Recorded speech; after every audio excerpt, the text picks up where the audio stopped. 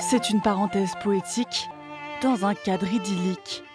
Une fois par an, le fort de l'île Madame s'ouvre au public en musique. Julie Mérien fait la visite guidée de cet ancien fort, devenu tour à tour prison, puis centre de vacances. Alors il faut savoir que l'estuaire va être totalement fortifié entre le XVIIe et le XIXe siècle, dans un ultime but, protéger l'arsenal de Rochefort. Depuis 4 ans, elle organise cette balade d'un nouveau genre.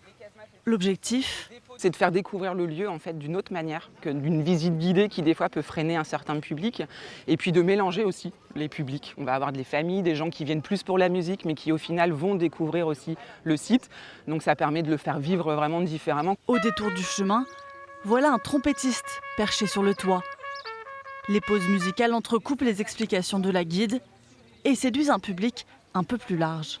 Je trouve que ça vulgarise un petit peu les visites qu'on peut faire du territoire, donc c'est hyper intéressant. Ouais. Je trouve ça chouette, et puis grand public, avec les enfants. Et... Non, c'est chouette. Plutôt pour la musique aussi, parce que quand on est de la région, on connaît un peu le territoire, et là, ça donne une autre vision, un peu plus poétique. Une poésie qui touche les grands comme les plus petits.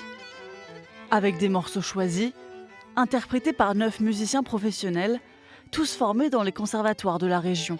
Bien sûr, on choisit en fonction du lieu.